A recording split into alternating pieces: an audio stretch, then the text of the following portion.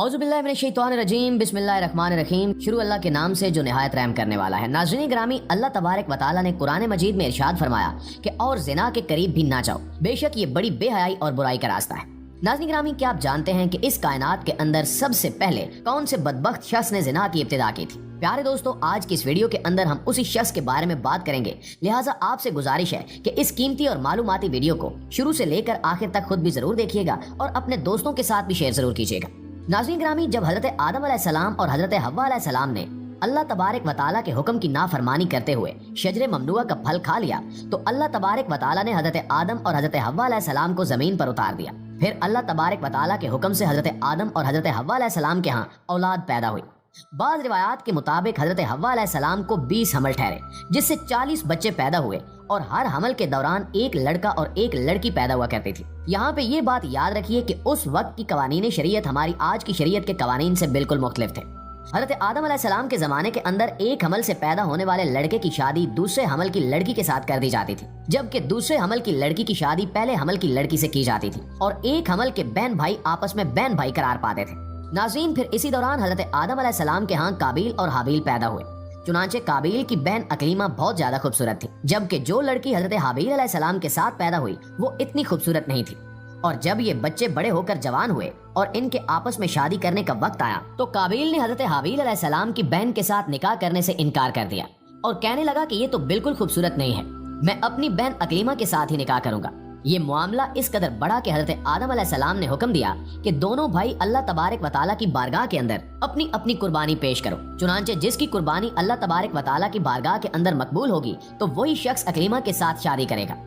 नाज़रीन, काबिल खेती बाड़ी का काम किया करता था, जबकि हजरत हाबिल अलैहिस्सलाम बकरियां चराया करते थे, जो कि एक सिफ्त और मोहब्बत वाला काम है। चुनांचे हजरत हाबिल अलैहिस्सलाम ने अल्लाह तबारक व तआला की बारगाह के अंदर एक खूबसूरत बकरी का बच्चा पेश किया, जबकि काबिल ने एक रद्दी गट्ठा उठाकर जो कि इसके खेत से निकला था उसने अल्लाह तबारक व तआला की बारगाह के अंदर पेश कर दिया।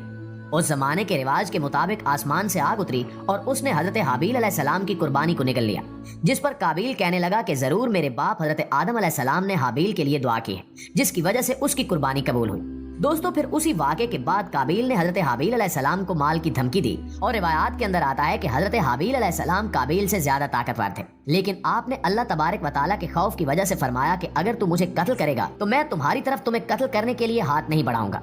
मैं चाहता हूँ कि कयामत के दिन तू मेरे गुनाह के साथ आए।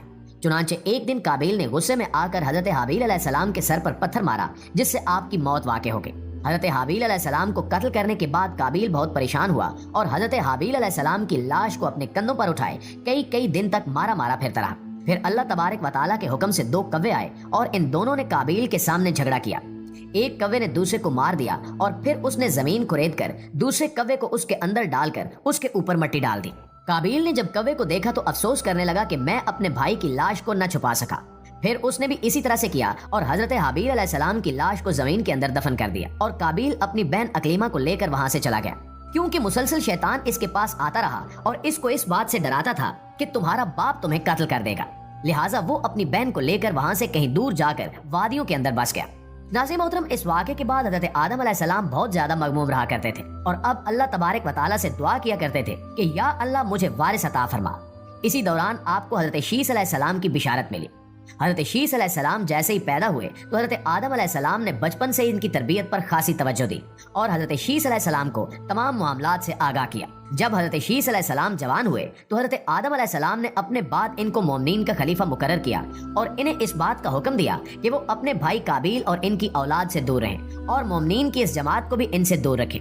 जब हजरत आदम अलैहिस्सलाम के विसाल का वक्त करीब आया तो हजरत आदम अलैहिस्सलाम यही वसीयतें करते हुए इस दुनिया से कूच फरमा गए। अल्लाह तबारक व तआला के मुकद्दस फरिश्ते नाजिल हुए और इन्होंने हजरत शीस अलैहिस्सलाम को हजरत आदम अलैहिस्सलाम को दफन करने का तरीका बयान किया। हजरत शीस अलैहिस्सलाम ने इसी तरह से किया और फिर इसके कुछ अरसे बाद आपकी वालदा हजरत हव्वा अलैहिस्सलाम का भी इस दुनिया से इंतकाल हो गया। नाज़रीन ग्रामी, उस वाक़े के बाद ज़िना की इब्तिदा हुई। इस बारे में बनी इसराइल की रिवायात के अंदर हमें ये मिलता है कि काबिल और इसकी आल औलाद एक वादी के अंदर रहा करते थे। एक दिन शैतान इनके पास एक गुलाम की सूरत में आया और एक शख्स के यहाँ उजरत पर काम करने लगा। थोड़ा अरसा गुजरने के बाद अचानक वो गुलाम अजीबो गरीब काम करने लगा और तरह तरह के और नए नए लिबास तैयार करने लगा और इनको मजामीर और गाने बाजे के आलात भी बनाकर दिखाने लगा और उनको उन हालात पर ऐसी आवाजें सुनाई जो उन्होंने आज से पहले कभी न सुनी थी।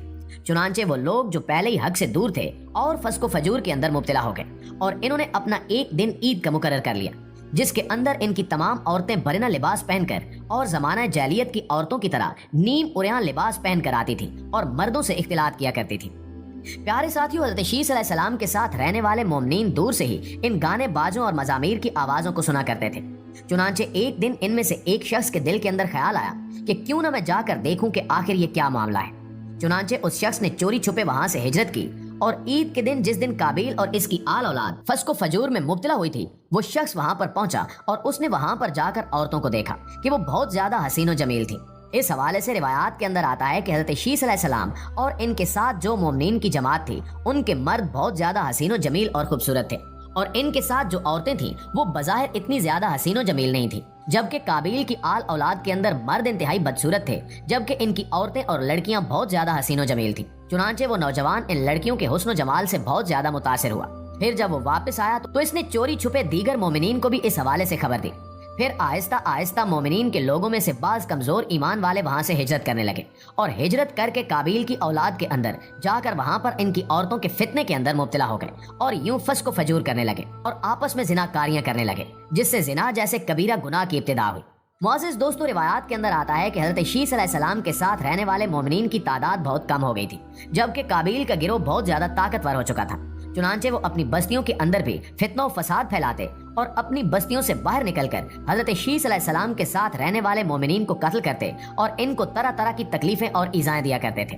आखिर में अल्लाह तबारक व तआला से दुआ है कि अल्लाह तबारक व तआला तमाम मोमिनीन को जिना जैसी लानत से हमेशा हमेशा के लिए महफूज रखे और हमें दीन इस्लाम को समझने और इस पर